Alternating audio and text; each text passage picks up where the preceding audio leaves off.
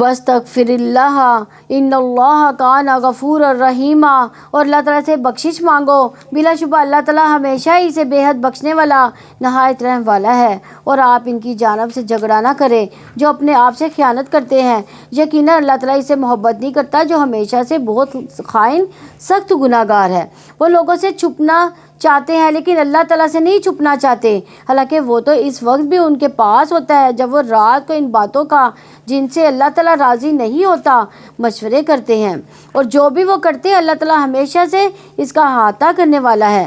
ہاں تم ہی وہ لوگ ہو جنہوں نے ان کی خاطر دنیا کی زندگی میں جھگڑا کیا، تو قیامت کے دن ان کے بارے میں اللہ تعالیٰ کے سامنے کون جھگڑا کرے گا یا کون ان پر وکیل ہوگا؟ تو یہاں دیکھا جائے تو اپنی قوم، خاندان، دوست ان کا ناحق ساتھ نہیں دینا چاہیے، کیونکہ اپنوں کی محبت اور احترام انصاف کی راست پر ہی حائل ہوتا ہے۔ یعنی آپ دیکھیں اگر کسی دو بندوں کا جھگڑا ہو تو اگر ایک ہمارا کوئی بہن بھائی ہے تو ہم کس کا ساتھ دیں گے؟ بہن بھائی کا ساتھ دیں گے نا۔ تو اللہ کے چاہے وہ انصاف پر نہیں ہے تو یہ جو ہے نا یہ ناانصافی ہے۔ ہمیں کس کا ساتھ دینا چاہیے؟ انصاف کا ساتھ دینا چاہیے، بے انصافی کے ساتھ نہیں ہونا چاہیے۔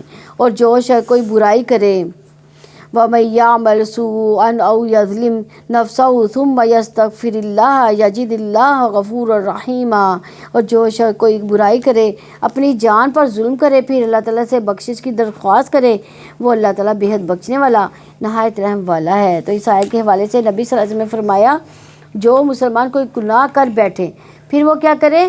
وضو کریں، اس کے بعد 2 رکعت نماز پڑھیں اور اللہ تعالیٰ سے اپنے اس گناہ کی معافی مانگے تو اللہ تعالیٰ اس کے گناہ کو یقیناً معاف کر دے گا۔ اس لیے فرمایا اللہ تعالیٰ سے پوری امید کے ساتھ بخشش مانگنی چاہیے اور توبہ کرنی چاہیے، کیونکہ رسول اللہ صلی اللہ علیہ وآلہ وسلم نے فرمایا بائیں طرف والا فرشتہ 6 گھڑیاں مسلمان گناہ گار بندے سے اپنا قلم اٹھائے رکھتا ہے، اگر وہ شرمندہ ہو اللہ سے اس گناہ کا استغفار کر لے تو وہ لکھے بغیر قلم رکھ دیتا ہے، ورنہ ایک گناہ لکھ دیا جاتا ہے۔ دیکھیں کتنی بڑی سعادت ہے، یعنی ثواب تو اللہ تعالیٰ فرشتوں کے ذریعے فوراً لکھوا لیتے ہیں، لیکن گناہ 1 گھڑی تک نہیں لکھا جاتا کہ شاید یہ توبہ استغفار کرے، اگر وہ بندہ کر لیتا ہے تو لکھے بغیر ہی معاف کر دیا جاتا ہے۔ یہ ہے اللہ تعالیٰ کی شان۔ اور جو کوئی گناہ کماتا ہے تو یقیناً وہ اسے اپنے ہی خلاف کماتا ہے۔ اللہ تعالیٰ ہمیشہ ہی سے سب کچھ جاننے والا کمال حکمت والا ہے، اور جو خطا یا گناہ کمائے پھر اس کی تہمت کسی بے گناہ پر لگائے تو یقیناً اسے بڑے بہتان اور سری گناہ کا بوجھ اٹھا لیا۔ اور اگر آپ پر اللہ تعالیٰ کا فضل، اس کی رحمت نہ ہوتی تو ان میں سے ایک گروہ نے ارادہ کر ہی لیا تھا کہ وہ آپ کو گمراہ کر دے، حالانکہ وہ اپنے سوا کسی کو گمراہ نہیں کر رہے اور آپ کو کچھ بھی نقصان نہیں پہنچا رہے، اور اللہ تعالیٰ نے آپ پر کتاب و حکمت کو نازل کیا اور آپ کو وہ سکھایا جو آپ جانتے نہیں تھے، اور آپ پر ہمیشہ سے اللہ تعالیٰ کا عظیم فضل ہے۔ اور ان کی اکثر سرگوشیوں میں کوئی بھلائی نہیں سوائے اس شخص کے کہ جو کسی صدقے کا یا نیکی کا یا لوگوں کے درمیان صلح کروانے کا حکم دے، اور جو اللہ تعالیٰ کی رضا حاصل کرنے کے لیے یہ کام کرے تو جلد ہی ہم اسے اجر عظیم عطا فرمائیں گے۔ تو اس آیت سے پتہ چلتا ہے کہ مجلس میں سرگوشیاں کرنا ناپسندیدہ چیز ہے اور آداب مجلس کے بھی خلاف ہے۔ اور دیکھا جائے پسندیدہ سرگوشی پھر کون سی ہے؟ کوئی سرگوشی ہاں صدقے کی دعوت دینا، یعنی صدقے کے لیے ترغیب دلانا، یا کسی نیکی کا کام کرنا، یا دو لوگوں میں اصلاح کرنے کے لیے بھی آپ سرگوشی کر سکتے ہیں۔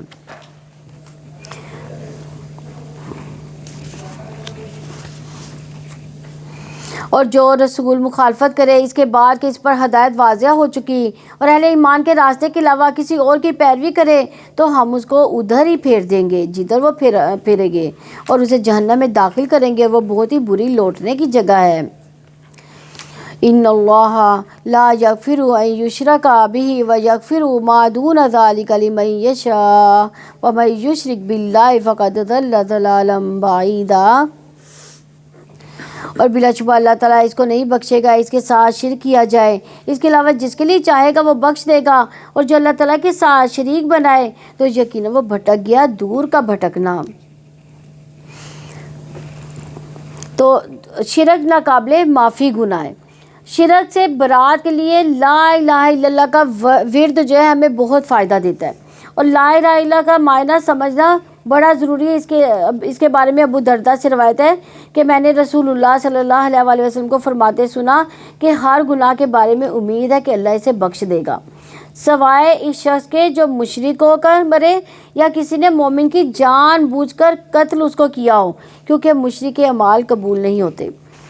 اسی طرح رسول اللہ صلی اللہ علیہ وآلہ وسلم نے فرمایا پیر اور جمعرات کے دن جنت کے دروازے کھول دیے جاتے ہیں اور ہر اس بندے کی مغفرت کر دی جاتی ہے، اور جو اللہ کے ساتھ کسی کو شریک نہیں کرتا اور اس بندے کے سوا جس کی اپنے بھائی کے ساتھ عداوت ہو، چنانچہ کہا جاتا ہے کہ ان دونوں کو مہلت دو حتیٰ کہ یہ صلح کر لیں، ان دونوں کو مہلت دو حتیٰ کہ یہ صلح کر لیں، ان دونوں کو مہلت دو حتیٰ کہ یہ صلح کر لیں، اور پھر صلح کر لیں تو پھر ان کی بھی بخشش کر دی جاتی ہے۔ کب مال نامہ پیش ہوتا ہے؟ پیر اور جمعرات کو۔ اور اس کے بعد یعنی جو ہوتی ہے سالانہ رپورٹ کب ہوتی ہے ہماری؟ شعبان کے مہینے میں۔ شعبان کے مہینوں میں نبی صلی اللہ علیہ وسلم تب بھی شعبان میں بھی بہت زیادہ روزے رکھا کرتے تھے، تو نبی صلی اللہ علیہ وسلم فرماتے تھے کہ میں اس لیے شعبان کے روزے رکھتا ہوں کہ جب میرے مال نامہ پیش ہو تو میں روزے کی حالت میں ہوں، لیکن 15 تاریخ سے پہلے تک روزہ رکھتے تھے۔ اور اللہ تعالیٰ نے اس پر لعنت کی، اور شیطان نے کہا کہ یقیناً میں تیرے بندوں میں سے مقررہ حصہ ضرور لے لوں گا، اور یقیناً میں ضرور انہیں گمراہ کروں گا، اور یقیناً میں ضرور انہیں جھوٹی امیدیں دلاتا رہوں گا، اور یقیناً میں ضرور انہیں حکم دوں گا، سو وہ ضرور میرے حکم سے جانوروں کے کان چیریں گے، اور یقیناً میں ان کو ضرور حکم دوں گا، سو یقیناً وہ اللہ تعالیٰ کی پیدا کی ہوئی صورت کو ضرور بدلیں گے۔ کیسے بدلی جاتی ہے صورت؟ پلاسٹک سرجری کے ذریعے، اور انجیکشن بھی لگوائے جاتے ہیں، اور دانتوں کی شیپ چینج کی جاتی ہے، اور یہ آئی برو بھی، یہ بھی شیپ چینج ہوتی ہے نا، تو یہ بھی سارا اسی میں آتا ہے۔ یعنی یہ کون حکم دیتا ہے؟ شیطان ہمیں حکم دیتا ہے۔ ہمیں لگتا ہے کہ ہم بہت خوبصورت ہو گئے، حالانکہ خوبصورتی تو وہی رہتی ہے، خوبصورتی جو اللہ تعالیٰ نے بنائی ہے وہی رہنی ہے، وہ نہیں بدلی جا سکتی۔ تو وہ یعنی سو یقیناً وہ اللہ تعالیٰ کی پیدا کی ہوئی صورت کو ضرور بدلیں گے، یعنی وہ شیطان کہہ رہا ہے یہ، اور جو کوئی اللہ تعالیٰ کے علاوہ شیطان کو دوست بناتا ہے تو بلا شبہ اس نے خسارہ اٹھا لیا، واضح خسارہ۔ تو یہ اللہ تعالیٰ نے کہا کہ وہ خسارے میں ہے جو شیطان کے پیچھے لگے گا۔ وہ انہیں وعدے دیتا ہے، انہیں جھوٹی امیدیں دلاتا ہے، شیطان ان کو دھوکے کے سوا کوئی وعدہ نہیں دیتا۔ کون سے وعدے دیتا وہ؟ کہ ہم خوبصورت بن گئے ہیں، آپ دانتوں کی شیپ چینج کر لو بڑے خوبصورت ہو جاؤ گے، آپ یہ پلکنگ کر لو بڑے خوبصورت ہو جاؤ گے، یہ ساری اس کے وعدے وعیدے ہیں نا۔ اولئک مأواہم جہنم ولا یجدون عنہا محیصا، یہی لوگ ہیں جن کا ٹھکانہ جہنم ہے، وہ اس میں بھاگنے کی کوئی جگہ نہ پائیں گے۔ اور وہ لوگ جو ایمان لائے، انہوں نے نیک عمل کیے، انہیں ہم عنقریب جنتوں میں داخل کریں گے جن کے نیچے سے نہریں بہتی ہیں، ان میں ہمیشہ رہنے والے ہمیشہ ہمیشہ۔ اللہ تعالیٰ کا سچا وعدہ ہے، وہ اللہ تعالیٰ سے زیادہ کون بعد میں سچا ہے؟ نہ تمہاری تمناؤں پر مدار ہے، نہ اہل کتاب کی تمناؤں پر، جو کوئی بھی برا عمل کرے گا اسے اس کی سزا دی جائے گی، اور وہ اللہ تعالیٰ کے سوا نہ کوئی دوست پائے گا نہ ہی کوئی مددگار۔ اور جو بھی نیک اعمال میں سے کوئی عمل کرے، نیک مرد ہو یا عورت، اور وہ مومن ہو، تو یہ لوگ جنت میں داخل ہوں گے، اور ان پر کھجور کی گٹھلی کے شگاف کے برابر بھی ظلم نہ کیا جائے گا۔ اور دین میں اس سے اچھا کون ہے جس نے اپنا چہرہ اللہ تعالیٰ کے سپرد کر دیا، اور وہ نیکی کرنے والا ہو، اور اس نے ابراہیم کی ملت کی پیروی کی جو ایک اللہ کی طرف ہو جانے والا تھا، اور ابراہیم کو اللہ تعالیٰ نے خاص دوست بنا لیا تھا۔ تو ابراہیم علیہ السلام کس کی پیروی کرتے تھے؟ اسی لیے اللہ تعالیٰ نے ابراہیم علیہ السلام کی پیروی کرنے کا حکم دیا، کیونکہ وہ اپنے رب کی بہت زیادہ اطاعت کرنے والے تھے۔ اور سب سے بہترین دین والا وہ ہوتا ہے جو کسی کام کے کرنے سے پہلے اپنی نیت صرف اپنے رب کے لیے خالص کر لے۔ اور نیکی کے کام میں طریقہ بھی کون سا درست ہے؟ پھر درست طریقہ جو سنت کے مطابق عمل ہوگا وہی اصل میں صحیح طریقہ ہے۔ اور اللہ تعالیٰ ہی کے لیے جو کچھ آسمانوں میں ہے جو کچھ زمین میں ہے، اللہ تعالیٰ ہر چیز کا ہمیشہ سے احاطہ کرنے والا ہے۔ اور لوگ آپ سے عورتوں کے بارے میں فتویٰ پوچھتے ہیں، آپ کہہ دیں کہ اللہ تعالیٰ تمہیں ان کے بارے میں فتویٰ دیتا ہے۔ اس کتاب میں جو تم پر پڑھا جاتا ہے یتیم عورتوں کے بارے میں جن کو تم وہ نہیں دیتے جو ان کے لیے فرض کیا گیا ہے، اور تم رغبت رکھتے ہو کہ ان سے نکاح کرو، اور بے بس کمزور بچوں کے بارے میں بھی، اور یہ کہ تم یتیموں کے بارے میں انصاف پر قائم رہو، اور جو بھی تم بھلائی کرو گے تو بلا شبہ اللہ تعالیٰ ہمیشہ سے اس کو خوب دیکھنے والا ہے۔ اور اگر کوئی عورت اپنے شوہر سے کسی قسم کی زیادتی یا بے روحی کا خوف رکھے تو ان دونوں پر کوئی گناہ نہیں کہ دونوں آپس میں کسی طرح کی صلح کر لیں، اور صلح بہرحال بہتر ہے، اور ہر نفس میں حرص حاضر رکھی گئی ہے۔ اور اگر تم نیکی کرو اور تقوی اختیار کرو تو یقیناً اللہ تعالیٰ اس سے جو تم عمل کرتے ہو ہمیشہ پورا باخبر ہے۔ تو ہمارے دین میں یتیموں کے حقوق کا بھی لحاظ کرنے کے حکم دیا گیا، پھر مال کی حفاظت و آداب و اخلاق بھی بتائے گئے۔ اور اگر تم استطاعت نہیں رکھتے بیویوں کے درمیان عدل کرو، خواہ تم حرص بھی رکھو، چنانچہ تم بالکل ایک جانب پوری طرح جھک جاؤ، اس طرح سے جھک جاؤ کہ تم ایک دوسری کو لٹکی ہوئی کی طرح چھوڑ دو۔ تو اگر تم اصلاح کرو اور تم ڈرتے رہو تو بلا شبہ اللہ ہمیشہ سے بے حد بخشنے والا نہایت رحم والا ہے۔ اور اگر وہ دونوں جدا ہو جائیں تو ہر ایک کو اللہ تعالیٰ اپنی وسعت سے غنی کر دے گا، اور اللہ تعالیٰ ہمیشہ اسے بڑی وسعت والا، کمال حکمت والا۔ بعض کا ایسے ہوتا ہے نا، دونوں میاں بیوی میں اختلافات ہوتے ہیں اور بہت شدت اختیار کر جاتے ہیں، لیکن وہ ایک دوسرے سے طلاق نہیں لیتے۔ کیوں؟ کہ ہر ایک کو ڈر ہوتا ہے کہ پتہ نہیں آگے کیا حالات ہوں۔ تو لیکن اللہ تعالیٰ نے کہا اگر ایسے حالات ہوں تو اللہ تعالیٰ تو اپنی وسعت سے تمہیں غنی کر دے گا۔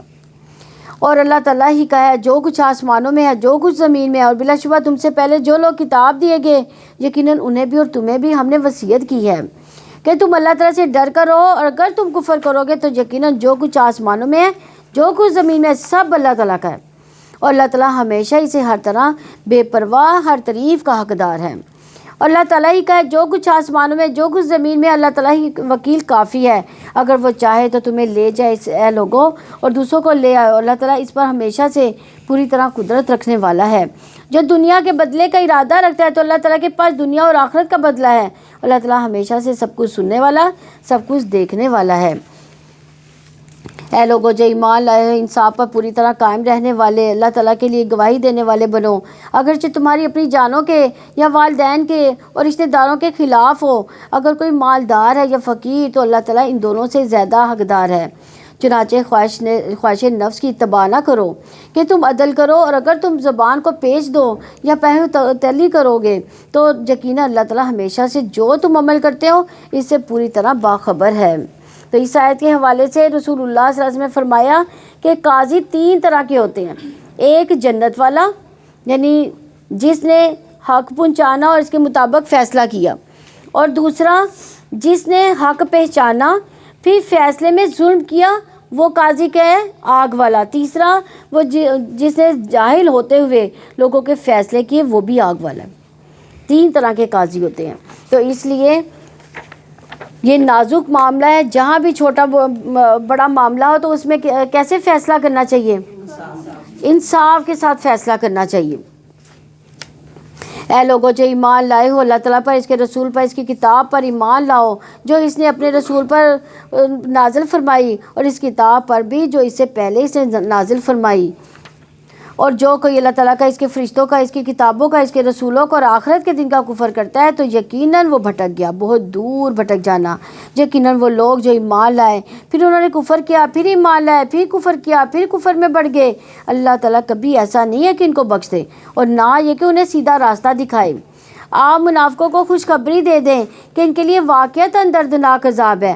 وہ لوگ جو مومنوں کے علاوہ کافروں کو اپنا دوست بناتے ہیں یا وہ ان کے پاس عزت تلاش کرتے ہیں تو بلا شبہ عزت ساری کی ساری اللہ تعالیٰ ہی کے لیے ہے۔ اور یقیناً اللہ تعالیٰ نے اپنی کتاب میں تم پر حکم نازل کر دیا کہ جب تم سنو کہ اللہ تعالیٰ کی آیات کے ساتھ کفر کیا جاتا ہے، ان کا مذاق اڑایا جاتا ہے تو ان کے ساتھ مت بیٹھو یہاں تک کہ وہ کسی دوسری بات میں مشغول ہو جائیں، بلا شبہ تم بھی اس وقت انہی جیسے ہوں گے۔ یقیناً اللہ تعالیٰ منافقوں اور کافروں سب کو جہنم میں جمع کرنے والا ہے۔ الذین یتربصون بکم فإن کان لکم فتح من اللہ قالوا الم اکم معکم وإن کان للکافرین نصیب قالوا الم نستحوذ علیکم ونمنعکم من المؤمنین فاللہ یحکم بینکم یوم القیامہ ولن یجعل اللہ للکافرین علی المؤمنین سبیلا۔ وہ لوگ جو تمہارے بارے میں انتظار میں رہتے ہیں، پھر اگر اللہ تعالیٰ کی طرف سے تمہارے لیے کوئی فتح ہو تو کہتے ہیں کہ ہم تمہارے ساتھ نہ تھے، اور اگر کافروں کے لیے کوئی حصہ ہو تو اسے کہتے ہیں کہ ہم تم پر غالب نہ ہو گئے تھے، ہم نے تمہیں مسلمانوں سے نہیں بچایا۔ چنانچہ اللہ تعالیٰ ہی قیامت کے دن تمہارے درمیان فیصلہ کرے گا۔ یہ کون لوگ ہیں؟ منافق لوگ ہیں۔ چنانچہ اللہ تعالیٰ ہی قیامت کے دن تمہارے درمیان فیصلہ کرے گا۔ اللہ تعالیٰ کافروں کے لیے مومنوں پر ہرگز کوئی راہ نہ بنائے گا۔ بلا شبہ منافق اللہ تعالیٰ کو دھوکہ دیتے ہیں، حالانکہ وہ انہیں دھوکہ دینے والا ہے، اور جب وہ نماز میں کھڑے ہوتے ہیں تو سست ہو کر کھڑے ہوتے ہیں، وہ لوگوں کو دکھاتے ہیں، اللہ تعالیٰ کو یاد نہیں کرتے مگر بہت ہی کم۔ یعنی منافقت میں کیا ہے؟ کیسے نماز پڑھی جاتی؟ منافقت میں سستی سے پڑھی جاتی ہے۔ آپ صلی اللہ علیہ وسلم نے فرمایا منافقوں پر فجر اور عشاء سے زیادہ کوئی نماز بھاری نہیں، لیکن مومن اس کے برعکس اپنے رب سے سرگوشیاں کرتا ہے، اور ایسا دوگلا شخص دنیا میں کہیں بھی قابل اعتبار نہیں ہوتا، اللہ تعالیٰ کے بھی ہاں اس کی کوئی حیثیت نہیں ہوتی۔ تو ہمیں اپنے آپ کو بھی ٹٹولنا ہے کہ ہم کیسی نماز پڑھتے ہیں۔ وہ درمیان ہی میں ڈاواں ڈول ہیں، نہ ادھر کی طرف ہیں نہ ان کی طرف ہیں، اور جسے اللہ تعالیٰ گمراہ کر دے تو آپ ان کے لیے ہرگز کوئی راستہ نہ پائیں گے۔ یعنی وہ منافق کون ہے کہ جو نہ مسلمانوں کی طرف ہے نہ وہ کافروں کی طرف ہیں۔ اے لوگوں جو ایمان لائے، مومنوں کو چھوڑ کر کافروں کو دوست نہ بناؤ۔ کیا تم چاہتے ہو کہ اپنے خلاف اللہ تعالیٰ کے لیے ایک واضح حجت بنا لو؟ یقیناً منافق دوزخ کے سب سے نچلے گڑھے میں ہوں گے، اور آپ ان کا ہرگز کوئی مددگار نہ پاؤ گے مگر وہ لوگ جنہوں نے توبہ کی اور اصلاح کر لی، اور انہوں نے اللہ تعالیٰ کے دین کو مضبوطی سے تھام لیا اور اپنے دین کو اللہ تعالیٰ کے لیے خالص کر لیا، تو یہ لوگ مومنوں کے ساتھ ہوں گے۔ اللہ تعالیٰ جلدی مومنوں کو اجر عظیم عطا کرے گا۔ کیا کرے گا اللہ تعالیٰ؟ ما یفعل اللہ بعذابکم ان شکرتم وآمنتم وکان اللہ شاکرا علیما۔ تو کیا کرے گا اللہ تعالیٰ تمہیں عذاب دینے سے اگر تم شکر کرو اور ایمان لے آؤ، اور اللہ تعالیٰ ہمیشہ اسے قدر کرنے والا، سب کچھ جاننے والا ہے۔ نہیں، یہاں اللہ تعالیٰ نے شکر کو ایمان سے پہلے ذکر کیا، کیونکہ بندہ نعمتوں کو دے کر شکر ادا کرتا ہے، تو شکر کرنے سے کیا ہوتا ہے؟ انسان کو کیا فائدہ ہوتا ہے؟ نعمتوں میں اضافہ ہوتا ہے، اور ناشکری سے کیا ہوتا ہے؟ نعمتیں ہی چھین جاتی ہیں۔ تو اس یعنی ہمیں کیا کرنا چاہیے کہ انسان کو اس ہستی کو پہچانا چاہیے جس نے یہ نعمتیں عطا فرمائی۔ پھر شکر جو ایمان کا سبب بھی بنتی ہے، پھر ایمان کے ساتھ شکر نعمتوں میں اضافہ بھی لاتا ہے، شکر گزار عذاب سے بھی بچا لیا جاتا ہے۔ شکر کا فائدہ خود انسان کو ہی ہوتا ہے۔ اللہ تعالیٰ ہم سب کو شکر گزار بنائے۔ لا يحب اللہ الجہر بالسوء من القول الا من ظلم وکان اللہ سمیعا علیما۔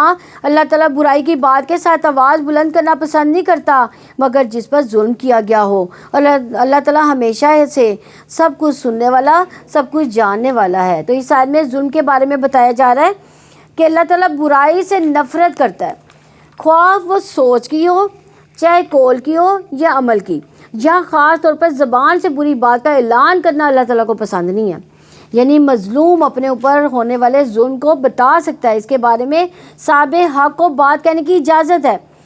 اس کے بارے میں ایک روایت ہے کہ ایک شخص نبی صلی اللہ علیہ وسلم سے اپنے قرض کا تقاضا کرنے آیا اور سخت گفتگو کرنے لگا۔ صحابہ غصے سے اس کی طرف بڑھے، لیکن رسول اللہ صلی اللہ علیہ وسلم نے فرمایا اسے چھوڑ دو، کیونکہ یہ صاحب حق کہنے کا حق رکھتا ہے، اور اس کو جانوروں میں سے جو اس کا قرض ہے اس کے بدلے جانور دے دو۔ تو اس سے پتہ چلتا ہے اللہ کو بری باتیں بیان کرنا پسند نہیں، لیکن دوسری بات یہ کہ اس بات کی بھی رخصت ہے کہ ظالم جو ہے، ظالم کے خلاف محاذ یعنی ظلم کا اظہار کیا جا سکتا ہے۔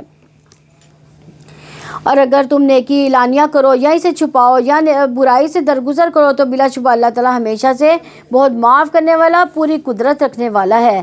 یعنی ہمیشہ چھپا کر نیکی کرنے کا موقع نہیں بھی ہوتا۔ ہمیں اپنی نیت کو درست کرنا چاہیے، نہ کہ نیکی کا کام چھوڑ دے۔ کسی کو معاف کرنا صرف اس وقت آسان ہوتا ہے جب وہ چاہے کہ اسے معاف کر دیا جائے۔ ہم میں سے کون اس بات کا دعویٰ کر سکتا ہے کہ ہم نے کوئی غلط کام نہیں کیا؟ کوئی کر سکتا ہے؟ نہیں کر سکتا نا۔ یا دوسرے کی برائی نہ کی ہو ہم نے۔ اگر تم دوسروں سے درگزر کرو گے تو اللہ تعالیٰ بھی ہم سے پھر قیامت کے دن درگزر کریں گے۔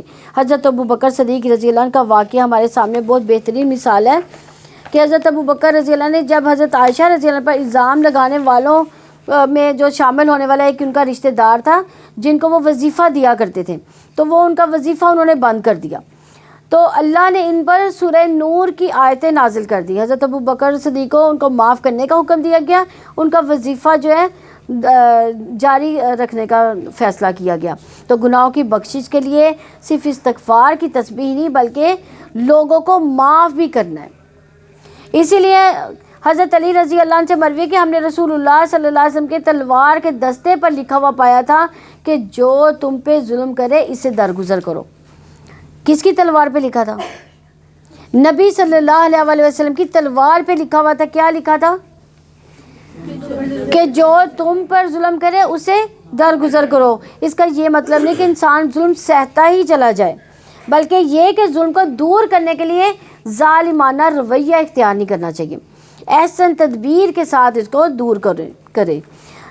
رشتہ توڑنے والے کے ساتھ رشتہ جوڑو۔ اصل بڑائی جو اللہ تعالیٰ کی عزت کی ہے، کبھی یعنی کسی بھی چیز کو، کسی عمل کو چھوٹا نہ سمجھے۔ حضرت عمر رضی اللہ عنہ سے روایت ہے کہ جو شخص رحم نہیں کرتا اس پر بھی رحم نہیں کیا جاتا، یعنی اگر ہم دوسروں پر رحم نہیں کریں گے تو اللہ تعالیٰ کی رحمت سے بھی ہم پھر دور ہو جائیں گے، نعوذ باللہ۔ یقیناً جو لوگ اللہ تعالیٰ اس کے رسولوں کے ساتھ کفر کرتے ہیں اور وہ ارادہ رکھتے ہیں کہ اللہ تعالیٰ اس کے رسولوں کے درمیان فرق کریں، اور وہ کہتے ہیں کہ ہم کسی پر ایمان لاتے ہیں کسی کا کفر کرتے ہیں، اور وہ ارادہ رکھتے ہیں کہ اس کے درمیان ہی میں کوئی راستہ بنا لیں، یہی لوگ حقیقی کافر ہیں، اور ہم نے کافروں کے لیے ذلیل کرنے والا عذاب تیار کر رکھا ہے۔ اور جو لوگ اللہ تعالیٰ پر اس کے رسولوں پر ایمان لائے انہوں نے ان میں سے کسی ایک کے درمیان فرق نہ کیا، یہی لوگ ہیں، انہیں جلدی اللہ تعالیٰ ان کے اجر سے نوازے گا، اور اللہ تعالیٰ ہمیشہ سے بے حد بخشنے والا نہایت رحم والا ہے۔ دین پر اپنی مرضی سے عمل نہیں کیا جا سکتا، جس چیز کو ماننے کا کہا گیا ہے اس کو ماننا ضروری ہے، اور آخرت کے عذاب اور رسوائی سے بچنے کے لیے تمام رسولوں پر ایمان لانا بھی لازم ہے۔ لیکن اطاعت ہم کس کی کریں گے؟ اللہ اور نبی صلی اللہ علیہ وسلم کی اطاعت کریں گے۔ اہل کتاب آپ سے سوال کرتے ہیں آپ ان پر آسمان سے کوئی کتاب اتار لائیں، تو وہ تو یقیناً موسیٰ سے اس سے بھی بڑا سوال کر چکے تھے۔ کیا کیا تھا موسیٰ علیہ السلام سے سوال؟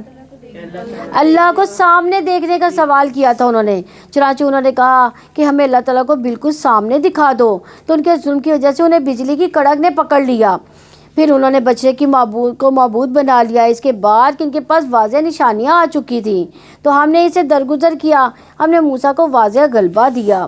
یعنی موسیٰ علیہ السلام کے بھائی ان کے مددگار تھے، مگر بنی اسرائیل کا عمومی رویہ اپنے پیغمبر کی مدد کا نہ تھا، مگر اللہ نے پھر بھی موسیٰ علیہ السلام کو غلبہ عطا فرمایا، اور ہم نے ان سے پختہ عہد لینے کی وجہ سے ان پر پہاڑ کو اٹھایا، اور ہم نے ان سے کہا کہ دروازے میں سجدہ کرتے ہوئے داخل ہو جاؤ، اور ہم نے ان سے کہا کہ ہفتے کے دن میں زیادتی نہ کرو، اور ہم نے ان سے ایک انتہائی مضبوط عہد لیا تھا۔ چنانچہ ان کے پختہ عہد توڑنے اور اللہ تعالیٰ کی آیات کا کفر کرنے اور پیغمبروں کو ناحق قتل کرنے اور یہ کہنے کہ ہمارے تو دل غلافوں میں ہیں، بلکہ ان کے کفر کی وجہ سے اللہ تعالیٰ نے ان کے دلوں پر مہر لگا دی۔ سو ان میں سے بہت ہی کم لوگ ہیں جو ایمان لاتے ہیں۔ یعنی ایمان لانے، نیک عمل کرنے کی توفیق پھر انسان کب چھینی جاتی ہے؟ جو اللہ کا عہد توڑ دیتا ہے، انبیاء کے ساتھ زیادتی کرتے ہیں، کوئی بات سننے کو تیار ہی نہ ہو، مومن غلطی کر کے اصرار نہیں کرتا بلکہ فوراً ہی اللہ تعالیٰ کی طرف پلٹ جاتا ہے۔ گناہ سے فوراً نکلنے کی فکر ہونی چاہیے، اور یہ خیر کا دروازہ ہے۔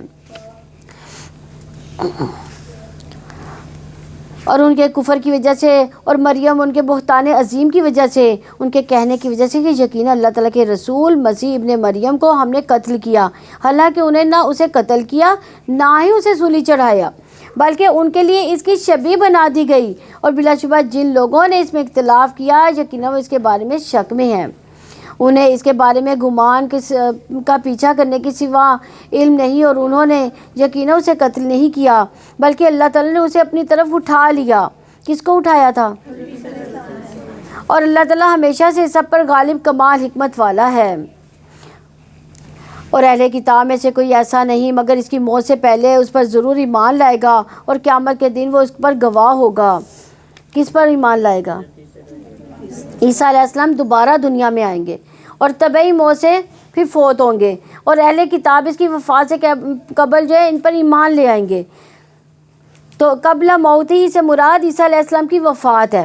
تو عیسیٰ علیہ السلام دوبارہ دنیا میں آئیں گے، طبعی موت سے فوت ہوں گے، مسلمان اس کا جنازہ بھی پڑھیں گے، پھر قیامت کے دن وہ دوبارہ اٹھائے جائیں گے۔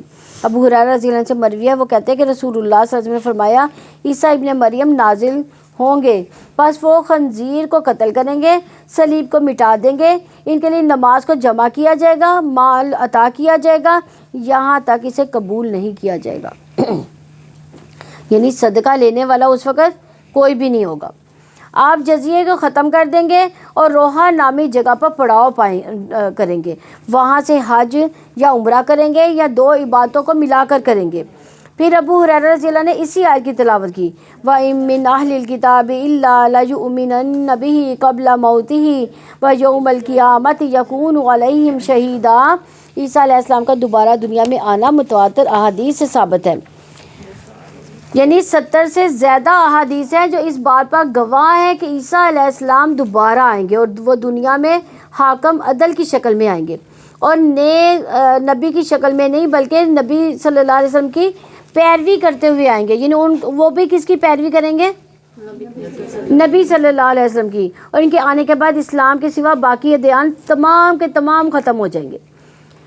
اور اسی لیے ابو ہریرہ رضی اللہ عنہ سے روایت ہے کہ نبی صلی اللہ علیہ وسلم نے فرمایا میرے اور عیسیٰ کے درمیان کوئی نبی نہیں ہے، یقیناً وہ اترنے والے ہیں، جب تم انہیں دیکھو تو پہچان لوگے، اور وہ درمیانے قامت والے، ان کا رنگ سرخ و سفید ہوگا، وہ ہلکے زرد رنگ کے لباس میں ہوں گے، ایسے محسوس ہوگا جیسے ان کے سر سے پانی ٹپک رہا ہوگا، حالانکہ نمی نہیں ہوگی۔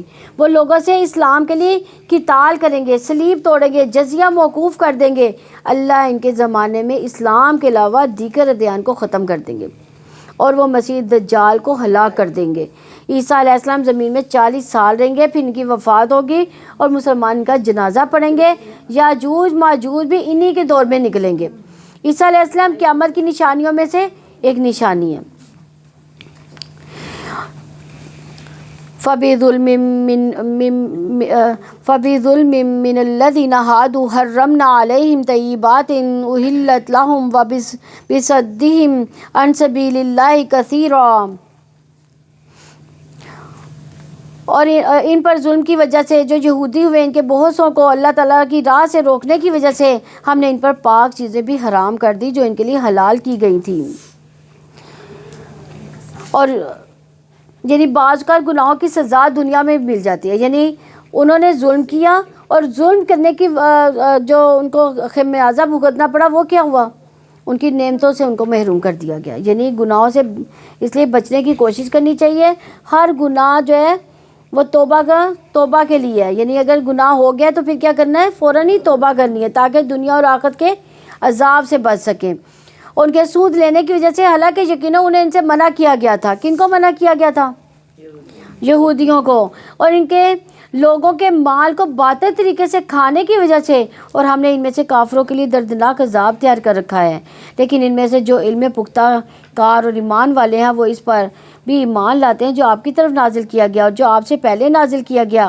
وہ نماز قائم کرنے والے ہیں، زکوٰۃ ادا کرنے والے ہیں، اور اللہ تعالیٰ اور آخرت کے دن پر وہ ایمان لانے والے ہیں، یہی لوگ ہیں جلدی ہم ان کو اجر عظیم عطا کریں گے۔ یعنی یہاں مومنوں کے ساتھ راسخون فی العلم کی بات ہے، یعنی علم میں مضبوط لوگ کون ہیں؟ نافع بن یزید کہتے ہیں راسخون فی العلم، اللہ کے لیے عاجزی کرنے والے، اللہ کی رضا کو طلب کرنے والے، اور وہ اپنے سے اوپر والے لوگوں پر بڑائی کا اظہار نہیں کرتے اور اپنے سے کم درجے والے لوگوں کو حقیر نہیں سمجھتے۔ ان کا ظاہر باطن دونوں ہی خوبصورت ہیں، مخلوق کے ساتھ معاملات اچھے رکھتے ہیں۔ ایک اور قول ہے کہ راسخون فی العلم وہ ہوتا ہے جن میں 4 چیزیں پائی جاتی ہیں، اس کے اور اللہ کے درمیان تقویٰ ہوتا ہے، اس کے اور مخلوقات کے درمیان عاجزی اور انکساری ہوتی ہے، اس کے اور دنیا کے درمیان بے رغبتی ہوتی ہے، اس کے اور اس کے نفس کے درمیان مجاہدہ پایا جاتا ہے، یعنی وہ اپنے نفس کو کوستا ہے اور اس کی اصلاح کرتا رہتا ہے۔ کیا ہم لوگوں نے کبھی اپنے نفس کی اصلاح کی ہے؟ کبھی ہم نے کہا ہے کہ یہ میرے نفس سے یہ برائی ہو گئی ہے، یہ نہیں ہونی چاہیے تھی، اللہ تعالیٰ اس پر ہمیں معاف کر دے۔ اللہ تعالیٰ ہم سب کو توفیق عطا فرمائے۔ ہم نے آپ کی طرف بھی بلا شبہ ایسے ہی وحی کی ہے جیسے ہم نے نوح اور اس کے بعد کے نبیوں کی طرف کی تھی، اور ہم نے ابراہیم اور اسماعیل اور اسحاق اور یعقوب اور اولاد یعقوب اور عیسیٰ اور ایوب اور یونس اور ہارون اور سلیمان کی طرف وحی کی تھی، اور ہم نے داؤد کو زبور عطا کی تھی، اور وہ رسول جن کے حالات یقیناً ہم پہلے ہی آپ پر بیان کر چکے، اور وہ رسول بھی جن کے حالات ہم نے آپ پر بیان نہیں کیے، اور موسیٰ سے اللہ تعالیٰ نے کلام کیا۔ خود کلام کرنا یعنی انبیاء کی تعداد کتنی ہے؟ 1,00,000، ہاں ایک روایت کے مطابق 1,14,000 ہے، 1,24,000 بھی ہے، بعض روایتوں میں 1,04,000 بھی ملتی ہے، اور رسولوں کی تعداد 304 ہے، اور اس میں سے 5 رسول ہیں وہ کیا ہے؟ اولو العزم ہے۔ قرآن مجید سے 25 رسولوں کا نام پتہ چلتا ہے۔ انا ارسلناک بالحق بشیرا ونذیرا وان من امۃ الا خلا فیہا نذیر، اور پھر یہ کہ محمد صلی اللہ علیہ وسلم تک بے شمار رسول آئے جن کا ذکر قرآن میں نہیں بھی ملتا اور کچھ کا ملتا بھی ہے۔ وہ رسول خوشخبری دینے والے، ڈرانے والے تھے تاکہ لوگوں کے لیے رسولوں کے بعد اللہ تعالیٰ پر کوئی حجت نہ رہے۔ اللہ تعالیٰ ہمیشہ سے سب پر غالب، کمال حکمت والا ہے، لیکن اللہ تعالیٰ اس پر گواہی دیتا ہے جو کہ اس نے آپ پر اتارا، اور اس نے اسے اپنے علم سے اتارا، اور فرشتے بھی گواہی دیتے ہیں، اللہ تعالیٰ کافی گواہ ہے۔ یعنی قرآن و حدیث کا علم اللہ تعالیٰ کا علم ہے، اور دنیا کا باقی علم بندوں کا علم ہوتا ہے۔ عقل مند وہ ہے جو اللہ تعالیٰ کے علم سے فائدہ اٹھائے، اس کی روشنی میں اپنی زندگی بسر کرے۔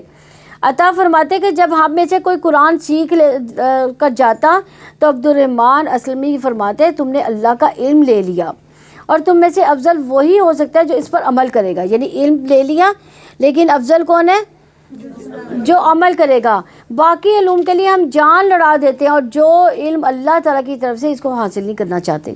ایسا ہی ہے نا، ہم اللہ کا علم نہیں حاصل کرتے، لیکن باقی علوم کے پیچھے ہماری جان لگی ہوتی ہے۔ کامیاب وہی ہے جو اللہ کے علم میں اپنی زندگی میں ہی اس کو اپنا لے۔ یقیناً جن لوگوں نے کفر کیا، اللہ تعالیٰ کے راستے سے روکا، وہ یقیناً گمراہ ہو گئے، بہت دور کا گمراہ ہو جانا۔ یقیناً جن لوگوں نے کفر کیا، ظلم کیا، اللہ تعالیٰ ہمیشہ سے ایسا نہیں ہے کہ وہ انہیں بخش دے، اور نہ ہی یہ کہ ان کو کسی راستے کی ہدایت دے، مگر جہنم کا راستہ جس میں وہ ابدالآباد تک ہمیشہ رہنے والے ہیں، اور یہ اللہ تعالیٰ پر ہمیشہ بہت ہی آسان ہے۔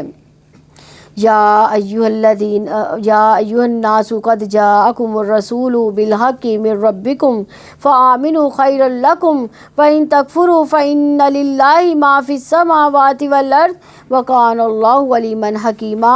اے لوگو، یقیناً رسول تمہارے پاس تمہارے رب کی جانب سے حق لے کر آیا، چنانچہ تم ایمان لے آؤ، تمہارے لیے یہی بہتر ہوگا، اور اگر تم کفر کرو گے تو بلا شبہ اللہ تعالیٰ ہی کا ہے جو کچھ آسمانوں میں ہے، جو زمین میں ہے۔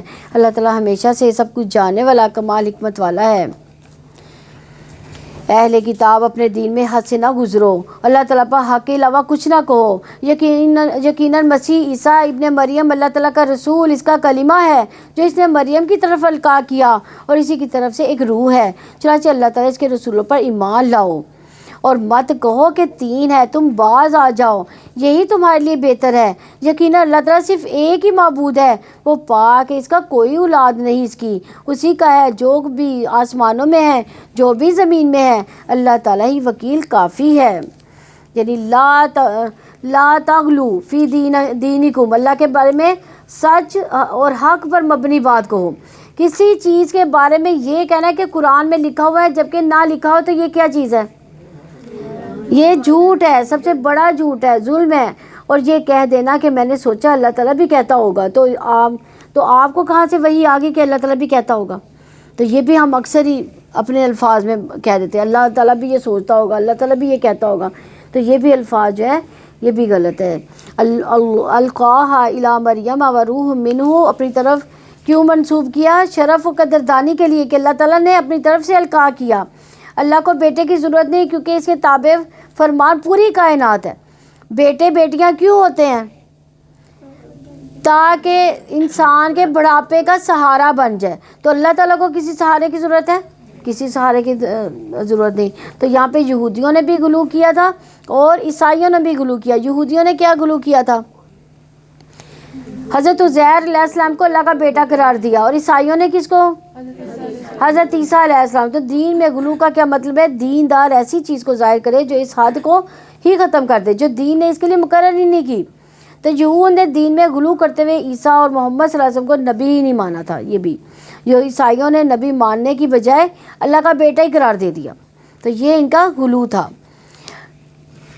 مسیح اس بات میں ہرگز آ نہیں رکھے گا کہ وہ اللہ تعالیٰ کا بندہ ہو، نہ ہی مقرب فرشتے ہو جو اس کی عبادت سے آ رکھے اور تکبر کرے، تو ان قریب اللہ تعالیٰ سب کو اپنے پاس جمع کرے گا۔ یعنی عیسیٰ علیہ السلام اس بات میں آر محسوس نہیں کرتے کہ وہ اللہ تعالیٰ کے بندے ہیں، کیونکہ عیسیٰ علیہ السلام نے کبھی بھی خود کو اللہ کا بیٹا نہیں بتایا۔ وہ اللہ کے آگے جھکنے والے، فرما برداری کرنے والے تھے۔ تو اس کے بارے میں رسول اللہ صلی اللہ علیہ وسلم نے فرمایا، ایمان والے عاجزی کرنے والے نرم ہوتے ہیں، اس مانوس اونٹ کی طرح، اگر اس کو چلایا جائے تو وہ چلتا ہے، اگر اس کو پیچھے سے ہانکا جائے تو بھی وہ چلتا ہے، اور اگر اسے چٹان پر بٹھا دے تو بھی وہ بیٹھ جاتا ہے۔ بعض اوقات ہم دین کا کام کرتے ہوئے بھی ایسی انا کا شکار ہوتے ہیں کہ اپنے موقف سے ہٹنے کا نام ہی نہیں لیتے۔ مومن کے اندر جو نمایاں خصوصیت ہونی چاہیے وہ عاجزی ہے۔ راسخون فی العلم بھی عاجزی ہی ہے۔ یہ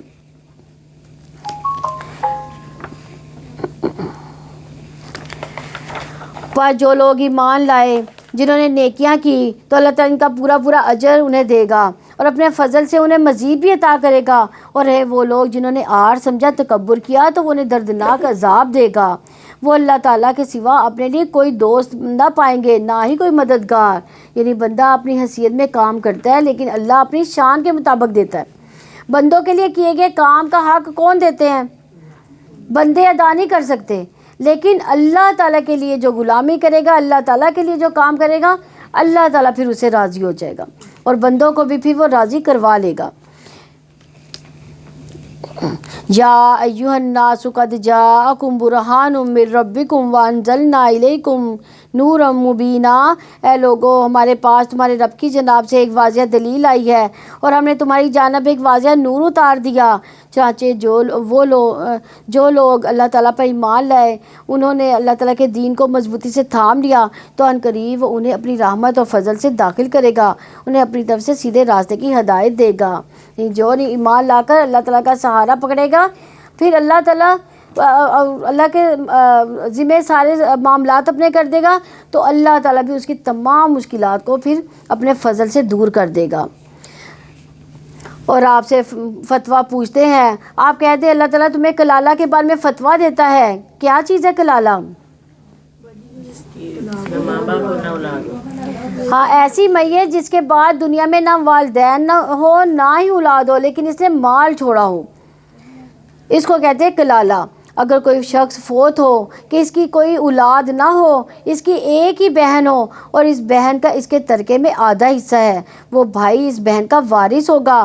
اگر اس بہن کی اولاد نہ ہو، چنانچہ وارث اگر دو بہنیں ہو، تو ان دونوں کا ترکے میں 2/3 حصہ ہے۔ اور اگر مرد عورت کئی بہن بھائی ہیں، تو ہر مرد کا حصہ 2 عورتوں کے برابر ہے۔ اللہ تعالیٰ تمہارے لیے کھول کر بیان کرتا ہے کہ تم گمراہ نہ ہو جاؤ، اللہ تعالیٰ ہر چیز کو خوب جاننے والا ہے۔ تو اب اس کا اب دیکھا جائے کلالہ کا جو ورثہ ہے وہ کس کو ملے گا، اس کے بارے میں حضرت عمر رضی اللہ نے جمعے کے دن خطبہ دیا۔ انہوں نے اللہ کے نبی صلی اللہ علیہ وسلم سے تذکرہ کیا، اور ابو بکر صدیق رضی اللہ عنہ کا تذکرہ کیا، اور کہا میں اپنے بعد کوئی ایسی چیز نہیں چھوڑ رہا جو میرے یہاں کلالہ سے زیادہ اہم ہو۔ میں نے رسول اللہ صلی اللہ علیہ وسلم سے کسی چیز کے بارے میں اتنی مناجات نہیں کی جتنی کلالہ کے بارے میں کی ہے۔ یعنی وہ ایسے کیسز کو بہت اہمیت دیتے تھے، اور آپ صلی اللہ علیہ وسلم بھی مجھ سے کسی چیز کے بارے میں اتنی شدت اختیار نہیں فرمائی جتنی کلالہ کے بارے میں فرمائی۔ یہاں تک کہ آپ صلی اللہ علیہ وسلم نے اپنی انگلی اپنے سینے میں چبوئی، میرے سینے میں چبوئی، اور فرمایا اے عمر، کیا تمہیں موسم گرما میں نازل ہونے والی آیت کافی نہیں؟ سورہ نساء کے آخر میں جس سے مسئلہ واضح ہو جاتا ہے اور میں یعنی عمر اگر زندہ رہا تو اس کے بارے میں ایسا واضح فیصلہ کروں گا کہ جس سے ایسا شخص بھی فیصلہ کرے گا جو قرآن پڑھتا ہے اور سمجھتا ہو، اور جو نہیں پڑھتا سمجھتا ہو اللہ نے سوال کا جواب اس آیت میں خود ہی دے دیا۔ الحمدللہ کہ ہمارا چھٹا پارہ جو ہے نا سورہ مائدہ کمپلیٹ ہوئی۔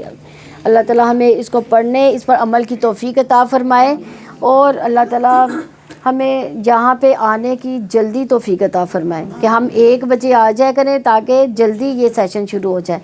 تو اللہ تعالیٰ ہمیں اس دنیا کی بھی بھلائیاں عطا فرمائے اور آخرت کی بھی بھلائیاں عطا فرمائے، اور ہم سے اللہ تعالیٰ نیکیاں کروا لے، اللہ تعالیٰ ہمارے گناہ کو بخش دے، ہمیں جو بیمار ہے اللہ تعالیٰ ان کی بیماریوں کو صحت میں بدل دے، اور جو پریشان ہے اللہ تعالیٰ ان کی پریشانیوں کو دور فرما دے۔